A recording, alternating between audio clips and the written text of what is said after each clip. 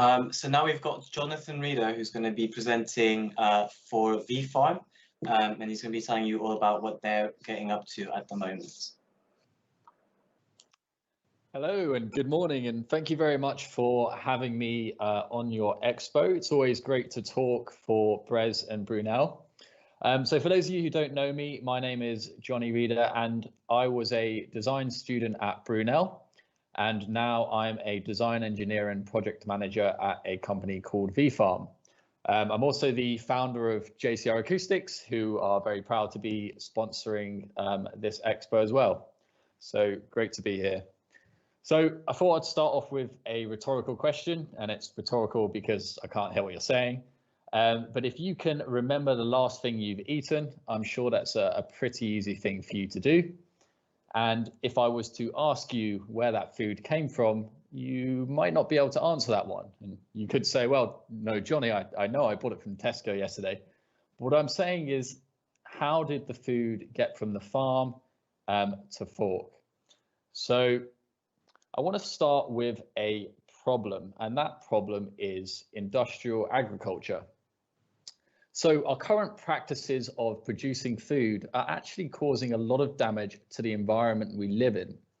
In fact, 80% of deforestation is actually attributed to industrial agriculture. So that means if we keep going the rate we are, in 100 years, they'll simply all be gone.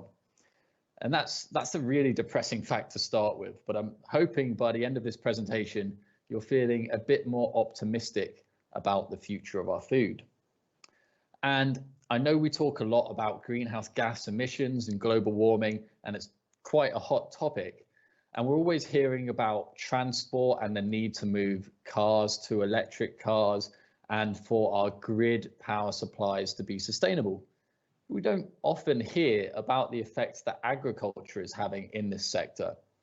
And so 33% of greenhouse gas emissions are from our agricultural practices.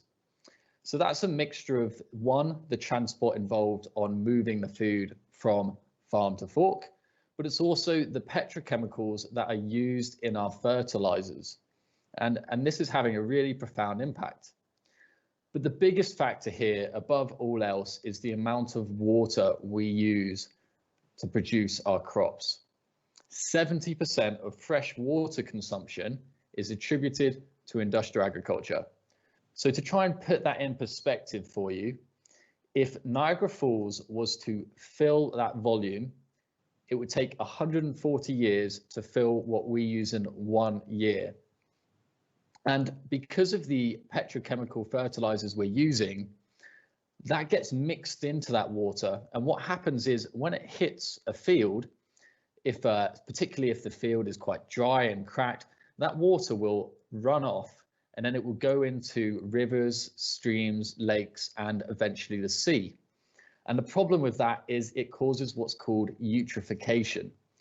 So fertilizers can be quite damaging to aquatic life, and it causes dead zones, and that's places where effectively nothing can live. And we're seeing a lot of these zones appearing all around the world for exactly this reason. And so with all of this going on, all of this environmental degradation, still only 50% of the crops we produce are actually consumed. So a lot of that waste is down to the consumer. So that's where you buy a bag lettuce, it goes off in your fridge, you throw it away. But a lot of it is lost before even then. It's lost in the transport, so taking it from the fields to the supermarkets. And it's also lost in harvest. So if you've got pests, if you've got droughts, these things could wipe out huge amounts of food. So surely with all of this going on, there's been a revolution in agriculture. Well, for the past 50 years, not much has changed. This is a combine harvester from the 1970s, and it is used to harvest what's called monocrop production. So this is where we grow the same crop in huge expanses of fields. And we now know this to be damaging to the environment, and it causes the soils to erode. And that means we have to expand into new land constantly because the fields are unable to continue growing produce. And that's why we're seeing such huge amounts of deforestation, because we're having to find new land to grow crops to allow the old soils to replenish, which takes a very long time. But in 50 years, combine harvesters still pretty much look exactly the same. Nothing has really changed from how it was before, except we now have new technologies which help with GPS tracking and to try and automate a few of the processes. But the general theme is very much the same. And yet, in the same amount of time, we've gone from phones that can, God forbid, only make a phone call to ones that can do GPS, cameras. It used to be, you know, just one camera is enough. Now we've got 3 or 4. But the change has been incredibly rapid, and it begs the question, why haven't we seen this in agriculture? I'd like to kick off with a quote from Steve Jobs, and towards the end of his life, he said, "I think the biggest innovations of the 21st century will be at the intersection of biology and technology. A new era is beginning." So what did he mean by that? I think what he was trying to suggest is that the new technologies will combine with things like in medical sectors to work with us, but then also in agriculture, of finding new ways to produce food in a sustainable manner. And I think part of the answer to that future is vertical farming. So vertical farming is the practice of growing crops indoors underneath LED lights in controlled environments. So there's no soil. We use what's called a hydroponic system, where we circulate the same water throughout the whole growth period. And because it's indoors, we can tailor the environment to the crop that we are producing, so that 1, it grows quickly, but 2, there is no competition from pests and droughts which could wipe them out, and we have high quality and nutritious produce all year round. So what are the major benefits? Well, because we're growing indoors, we don't really have to use pesticides, because we can stop any kind of pests getting in the first place. And because we're recycling the same water throughout the whole growth period, we use 90% less than field grown agriculture. Okay, so again, it's growing indoors. We can make use of unused spaces. So we can use things like abandoned warehouses, we can use car parks, and anywhere that isn't being productive, we can grow food locally to where it's going to be consumed. And because of that, the food doesn't have to travel as far. And so 90% of the crops that we produce, compared to 50% of what's out in the field, actually gets eaten, which is a great thing, because food waste is obviously terrible when there's not enough food to potentially go round. There are, however, with anything, limitations. So you can grow a number of things in a vertical farm, but only some are economically viable. And that's why at the moment we typically see farms growing leafy greens, microgreens, and various different herbs. But this is starting to expand, as we'll touch on in a moment. Cost, as with any business, cost is probably the most major factor. You have to generate revenue so you can produce a profit, otherwise the business will inevitably fail. So in vertical farms, we have a high startup cost. You have to get the facilities in place to begin growing, and then you have a high energy demand.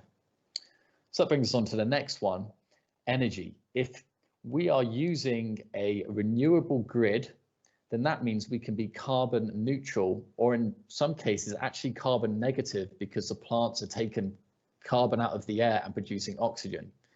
But if we are using grids from coal power stations and non-renewables, then we have to beg the question, are we solving the problem in the first place? And finally, labor intensity. So if you've seen the large vertical farms where people go up and down on scissor lifts, this is a slow process, and it means you have to spend a lot of money on labor. So this is why we're seeing a real push for automation, or just simpler systems that can be used locally on a smaller scale by people. So talked a bit about crop selection and what makes a crop economically viable. Well, what we do is look at this ratio here. So crop cycle, that's the time taken from seed to harvest, and yearly revenue. How much money can it generate us per meter squared each year? So straight away you can see cress, 8 days to harvest, we can generate £23 per meter squared each year. And cress is what's called a microgreen, so you grow it, just in its infant state and then harvest it early. And that's quite a low value microgreen. There are some that produce a lot more revenue, and this is why they're really popular. We are starting to see places now diversify because costs have fallen. LED costs specifically have really fallen in the past 10 years, about 80%. So things like strawberries, which have generally a longer cycle time, are becoming economically viable. And here at V-Farm, we are starting to do trials with strawberries. So that's really interesting to see. So what kind of technology are we employing, and what kind of tech is being advanced at the moment? Well, as I said, it's a hydroponic system. So that means no soil and recycling the same water throughout the whole growth period. We as a company, we employ 2 different methods. One is called NFT, which is nutrient film technique. And that is where we run the water from the reservoir with the nutrients pre-mixed inside, and it runs down a gully and the plants take up what they need. The other method is flood and drain, essentially the same practice, but rather than a 24/7 cycle, we periodically flood a tray, which then drains back into the tank. So very similar. We are starting to see a lot of AI development. So that's using robotic arms to, 1, assess health, see if there's any pests or issues, but 2, to see when is the optimum time to harvest those plants. And we also work with supermarkets. So supermarkets have to meet the demand of consumers. So in the summer, for instance, certain lettuces might become more popular. And so we can take that data in order to know when we need to plant specific crops to meet that in 2 weeks' time, 4 weeks' time, whatever it is. So it's a really interesting space, and a lot of development is being pushed. Again, LEDs are getting a lot cheaper, partially because of this industry. So we're growing indoors and we can completely control the environment. So what does that look like? Well, for a typical butterhead lettuce, we aim for about 50% humidity and 170 micromoles per meter squared per second. That's a bit of a technical one, but it's a measure of the number of light photons hitting a space, a meter squared in this case, every second. One of the questions we get asked actually is, why don't you just keep the lights on all the time? Surely it would grow faster and then we could have a greater yield.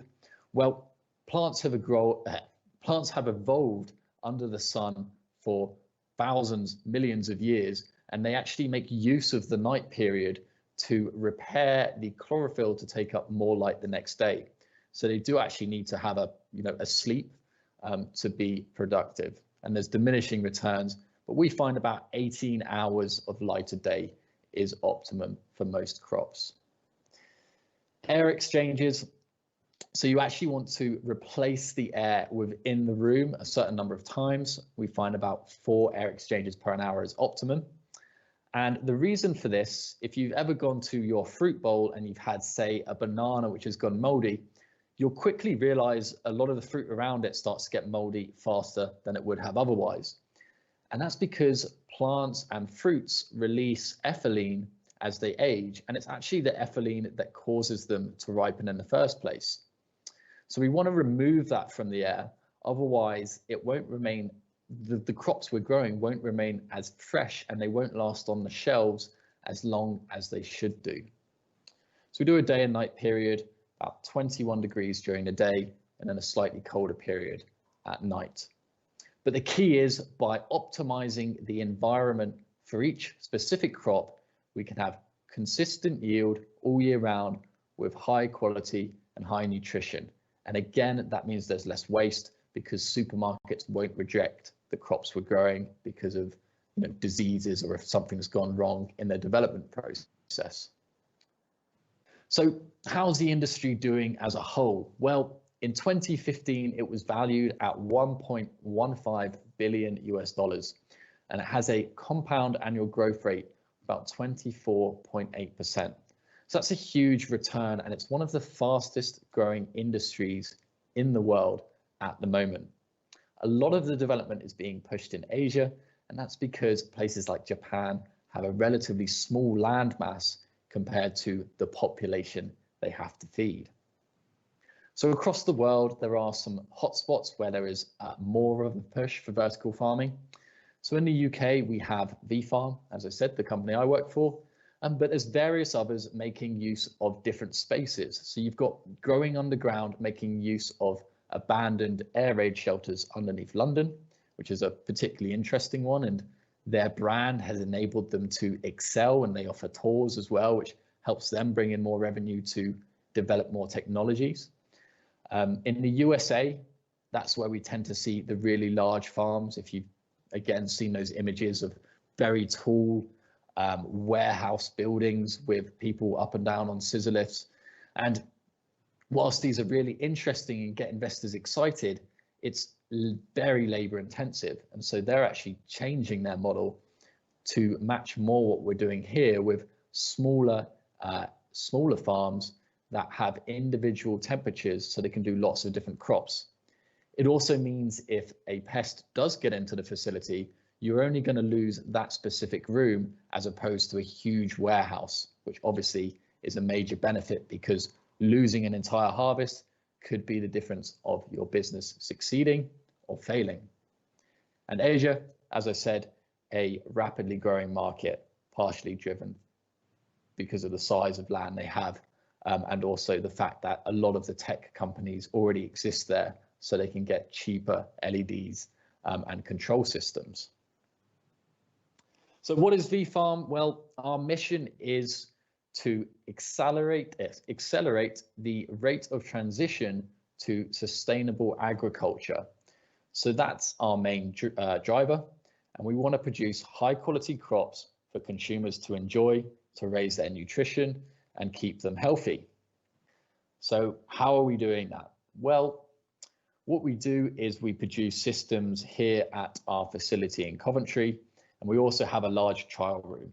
So we're constantly testing new technologies and also finding the optimum environments for specific plant varieties to grow.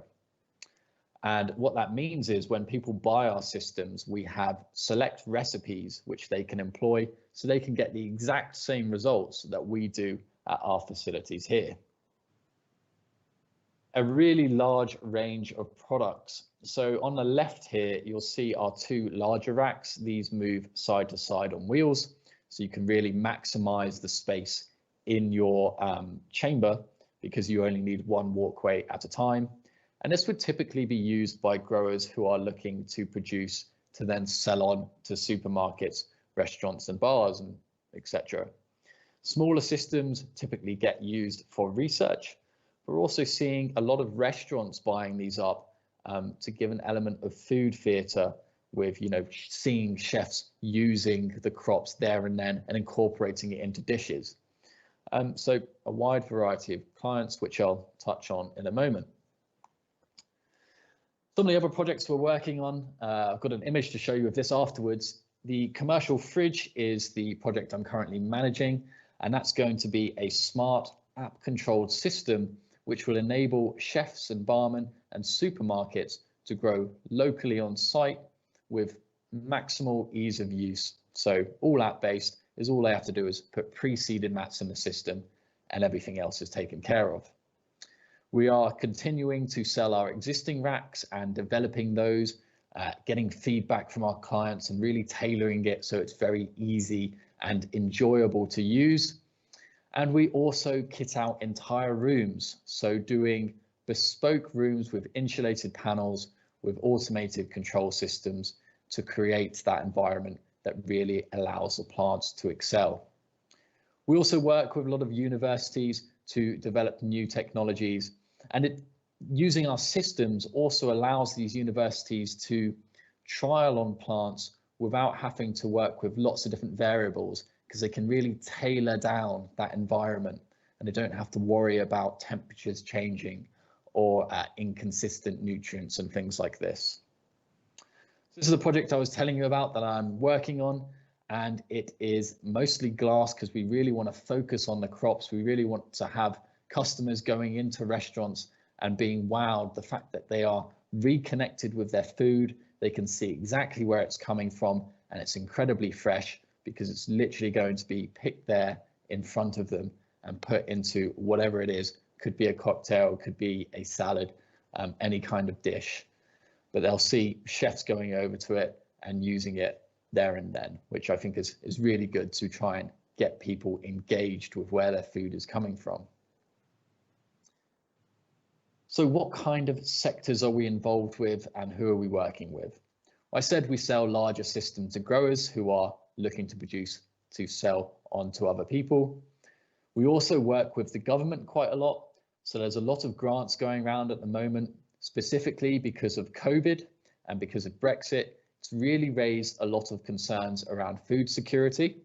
Here in the UK, we actually get something about 80% of our crops from abroad, typically in Spain. And this could potentially change due to Brexit or any kind of pandemic. We've seen how that can really affect supply chains. So we're working to produce more crops locally. Here, where we are situated in Coventry, we're also right next to a food bank. So food banks can't currently store fresh produce because of the short shelf life.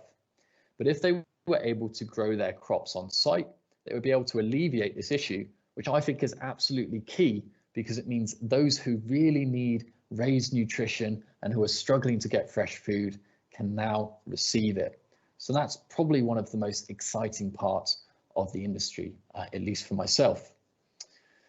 So food and beverage, really big industry. There's lots of bars who are excited in spicing up different cocktails and things like that. As I've mentioned, chefs using dishes. And then we're also working with places like Gymshark, who are excited to use microgreens because of their really high nutrition content in new kind of fitness smoothies, and also at their new headquarters, which they are currently building. Research, again, working with lots of different universities, both here in the UK and around Europe and the States. And we also work with architects. So we've sold a few systems to new apartment buildings who want to create a sense of a community, like allotments have done in the past. We've also sold systems to design hubs who have then used it in their lobbies. One, as a way of engaging people and encouraging people to stop and talk, but they also use the produce from that in the staff room to share good, high quality food. We've even sold a system to someone who wanted one in their lounge. Now, the smallest system we do can produce about 300 lettuces a month, so you would have to be very keen on your salads to do that, but fair play to that person. We are starting to make smaller systems now to fit into kitchens, because people are becoming more and more health conscious, and they are wanting to have that fresh produce at home for them and their families. So are we in that new era that Steve Jobs was talking about? Are we at the intersection of biology and technology? Well, let's look at those original problems. So we talked a bit about deforestation and the need to expand into new land so that we can continue producing, because we are destroying the soils and the land around it. Well, if we can grow indoors in a controlled environment, then we can use the vertical space we have, because obviously it's vertical farming, we can stack many layers, and we can be a lot more productive with a much smaller amount of land mass. So we can really tackle that first issue. Second one, emissions.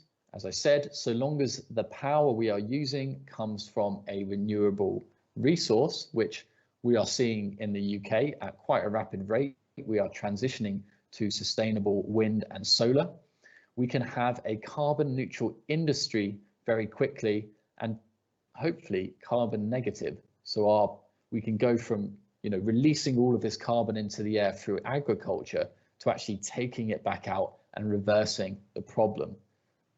Waste, well, if we're growing indoors, we don't have to compete with the unstable climate we have now, where there could be droughts and floods wiping out large harvests. We don't have to compete with pests. And so as a result, as you saw before, 90% of the food that we're producing is going to make it to supermarkets and be consumed. So we can tackle the issue of waste. Water. Well, we can reduce the amount of water compared to field-grown agriculture by 90%, and we can take that even further. So some places are actually, because plants release water as they grow, that water is then in the air and it can be taken out and it can be recycled back into the system. So there's actually that farm in Japan that is 95% less water use. So we can, as we can see, we're really tackling the vast majority of these issues, which is really good, but it's not going to replace all agriculture immediately. As I said, it's all about economics at the moment. And so root vegetables are, at least for the foreseeable future, going to be more productive in fields. And I don't think that will ever go away because, you know, potatoes and things like that, it makes sense to do those in fields. But returning a large amount of the land mass that we have back to natural environments, you know, with trees and forests, will really help tackle global warming. It will help ensure we have a reliable food system for the future to come. And I think that is something to be really optimistic about, and it gets me excited about the future of our food. So I hope that's been enjoyable for you guys. Certainly been enjoyable to talk to you about something I'm very passionate about, and I'll be happy to take some questions after the break. Thank you. Thank you very much, Johnny. That was a brilliant presentation. We've had lots of very excited people and very intrigued people with lots of questions in the chat. And we've also had some questions that you've ended up answering yourself in the presentation. So thank you very much for that. Let's start with the first question, which was the one I came up with was, what does this mean for foods that are usually more seasonal or regional based, seeing as you've got fully controlled environments? Well, you sort of answered your own question there. Because we can tailor the environment to however we want it, the sort of idea of seasonal crops kind of disappears because you can grow them all year round. So long as the crop that you're intending to grow is economically viable, then you could potentially produce that for the entire year. So when I say economically viable, when it comes to fruits which grow on trees, you wouldn't do that in a vertical farm. But any kind of soft berries or herbs, etc., you could potentially do all year round. Oh, brilliant! Yeah. And the next question is one from the chat. Is there anything we can expect to see in terms of accelerating the process for longer cycle crops? Accelerating the longer cycle crops. Yeah, I mean, we do try certain things that do increase the speed and the yield of crops. So one thing you can do is also introduce carbon dioxide into the environment. So as I was talking before about sort of taking carbon out of the air, if you are part of an industry that produces carbon dioxide as a waste product, we can then take that in canisters and we can feed it into the room. And in our own trials, we've seen about a 40% yield increase and a few days taken off the cycle time. So you can do things like that by optimizing the spectrum, the wavelength of light. So introducing far red in the evenings and more intense blue light in the mornings. You can, again, increase the yield and speed up the growth process. So all you're really doing is taking what exists out there in the world, in the environment, but then optimizing it for a plant. Yeah, no, it's really fascinating stuff. Another question we got from the chat is just if you could go more in depth of how AI is used in the V farms, how it's used to define parameters, or whether it's used to collect data to then yourselves define parameters. How are you using AI? So this is a really good question. There are a lot of companies out there who are really pushing the AI aspect and using lots of high definition cameras to analyze plants. But this kind of ties back into the economic aspect. And if you've got astronomical startup costs and all of this high sort of expensive equipment, then you have to produce for a really long time before you start to see a return on that. So I think the majority of AI stuff is happening in research in universities at the moment, and they're able to do clever things like analyze the structure of leaves. They can use special cameras that can see the chlorophyll inside leaves, so they can see if it's taking up as much light as it can, or if they can introduce more. They can analyze to see if there's a certain disease that's kicked in, and they can do that, with one plant immediately before it has a chance to spread, and that helps with losing harvest, so you don't lose a whole harvest. So I think the future is very exciting for AI, but right now for farms which are looking to produce a profit, it isn't used that much in the industry. So we tend to just rely on, we have plant scientists here. They check up on the plants each and every day, and they see if there's any issues. And we are just learning from a lot of trial and error and analyzing, journals that already exist. But yeah, definitely something exciting that's coming. Fascinating stuff. Very exciting as well for the future. You used the word astronomical to describe some of the uses before, and one of the questions we got is, could this theoretically be used in a spaceship environment, or just in space in general? Yes, yeah, it already is actually. So on the I'm going to get this right. The International Space Station, they have already grown lettuce I mean, it wouldn't technically be a vertical farm because it's one layer, but they were using LED lights and they were using hydroponic systems to grow these crops, and it grew perfectly well, and it was highly nutritious when they analyzed it. So I think if we do become a spacefaring society, as I hope we do, this probably will be how we'll produce crops, because unless you rock up on Mars and terraform it in 1,000 years, then you've got to find some way of producing food before that, and I think vertical farming will fit the bill there. Absolutely. Very, very cool stuff. Another question I got is, how common do you see this being in the future? Whether, obviously you talked about all the sectors that you work with, this is still very much up and coming, and this is very experimental sort of restaurants and bars working with this. But how in the future do you see this being used, whether it's in houses and people's kitchens quite commonly, or in most restaurants, etc., etc.? Well, I think it's going to be like with anything. So right now, vertical farming is, it's relatively expensive. It's more expensive than field grown agriculture. But as the cost of the technology falls and we have, effectively free energy because it's all coming from renewable resources, we'll probably see it really take off at that point. So right now, people are getting more sort of engaged with the nutritional content of their food. So that's helping to push the industry as well, because, things like microgreens, they have a much higher nutritional content than other crops.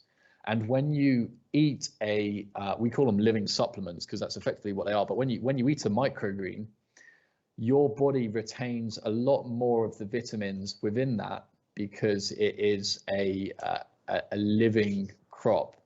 When you take a tablet, you might take a multivitamin and you see it says 1,000% of your vitamin C intake, and the reason they do that is your body only retains a very, very small percentage. So we might start to see it used in the context of living supplements to replace vitamins as a much more viable way for people to get those in their body. So I think there's a medical aspect. I think we're going to start to see it as bringing new flavors into more dishes, and I think we're going to see it as a way of ensuring a consistent supply of food all year round as the environment becomes more and more unstable. So I think it will play a pretty big role in the future. That's really, really interesting, especially the medical aspect of it, which actually touches on my next question is, are V-Farm products considered organic? I imagine so. Well, you would imagine so, but unfortunately they're not. So as it stands, this is something we are working on. It is rapidly changing, but they're not considered organic because it has to be grown in soil for that to be the case. Okay. However, they are starting to see now that so long as the nutrients that we introduce into the water are organic, then we can get that certification. So that's something that's coming. It is, in a lot of cases, some of the best way of producing food, because, as I said, there's no pesticides, there's no petrochemical fertilizers, so none of that is touching the plant you're then going to eat. So yeah. Brilliant. And does VFarm have any automated systems of their own, or is it more human labor focused at the moment? Is that something that you're looking to change? So we are focused on smaller farms. So that is ones that are being run by people because they need to produce a profit. So if you can have smaller rooms, you know, when I say smaller, we're talking sort of 10 by 4, 10 by 6 meters. Within that space, you can still grow 3,000 heads of lettuce at any one time. So very productive with the space, but you can still do it just as a person. You don't have to get up on a scissor lift. You can do it all by hand, and it becomes quite quick and efficient to do that. We are doing a lot of automation in terms of controlling the environment. So as I said, we've produced an app where you effectively select whatever crop you're growing, and then it will tailor, you know, nutrient content, CO2, lighting, temperature, humidity. So that's all taken care of. So you're minimizing the amount of work that you have to do as a person. But we are constantly looking at new ways to automate. You know, we do pre-seeded mats, which is through a conveyor belt system. So anything we can do to basically reduce labor so it becomes more profitable for our clients when they grow is something we're going to look into. Brilliant. We've just got so many questions that we're going to run over a little bit into the lunch break, if you don't mind. My next question is just more of what currently are you growing specifically as production to be sold rather than things that you're looking at growing in the future? Yeah, so right now we have a large variety of microgreens. So we have about 10 or 12 of those that we're looking into. And these are ones we basically grown. We've got professional chefs in, they've tried them and said what they prefer the most. And then once we've narrowed it down to those 12, you know, we started off with about 50. We started going through and nailing the environment for each and every one. So we've got that as a selection that will be used in, you know, salads. It will be used in like pestos, things like that, where you want intense flavors. We did the exact same with bars, so finding out which herbs they want to use, you know, different kinds, lots of different kinds of mints. Basil surprisingly gets used, rosemary, and just finding again the ones that will be most popular that you might not necessarily be able to get off the shelf. So they're the ones we've currently got. We are looking into, from a research aspect, strawberries and other berries. We've done about 200 different varieties of lettuce, so pretty much covered there. I didn't even know there was that many until I started. But yeah, just any kind of leafy green or fast growing berry is what we're focusing on at the moment. And that leads into my next question. Do you have any plans to maybe alter the food to suit your growing process, to try and be either more as efficient as possible, or maybe even create foods that we may not have even seen before, whether it's different variations of existing foods or something, just like grow specifically well in your environments? Yeah, I mean, we're not creating anything new, but what we are doing is bringing varieties that don't often get used because, one, they're very difficult to grow and they only grow in very specific climates, or ones that, you know, even if they do grow okay, because they only grow in those climates, they go off by the time they get to restaurants and supermarkets. So microgreens are used quite often in restaurants, but what we found from speaking to chefs is that a lot of the produce they buy in goes off very quickly and they can't use it. You know, you imagine in a restaurant, you're not going to serve anything that's wilted. Yeah. So the fact that we can bring that into the facility itself means that it really opens the options up for those people, and they can start to experimenting with all of these new kinds of flavors. So for us as the end consumer, as the people going to the restaurants, we will experience lots of new flavors that we've never tried before for this reason, but they have always existed, if you get what I mean. No, the brilliant answer. Next questions are more academic and research based. So they're mostly around the idea of research opportunities in VFarm regarding bioinformatics of nutritional quality and being able to improve that using AI. And also questions about whether you have data that's available for academic research based on what you're doing. Yeah, so basically, whenever we run a trial, we will, one, constantly be measuring the environment inside and logging that data. So that means if anything happens to the crop at a specific point, we can immediately map it back to that and see, okay, the temperature randomly dips, then that's probably what's caused our issue. Then once we finish the harvest, we will send it off to a lab who will then process it for nutritional content. So they'll look at things like if there's any pathogens as well. And from that, we can then compare to field grown crops to see if we are offering higher nutrition. One of the goals we have is to be able to say with microgreens and those living supplements is that, say, if you buy one punnet, an amount, this big, you will get exactly this vitamin content. And we're doing that by working with different labs. At the end of the day, though, we are a business. We are looking to make money. So we are currently not sharing that data. We share it within the industry with other vertical farms, but it's not sort of public. Anyone can access it. But having said that, it is quite an open source industry. We have in the UK Urban Agritech, and that is a sort of collaboration of all of the people in the sector.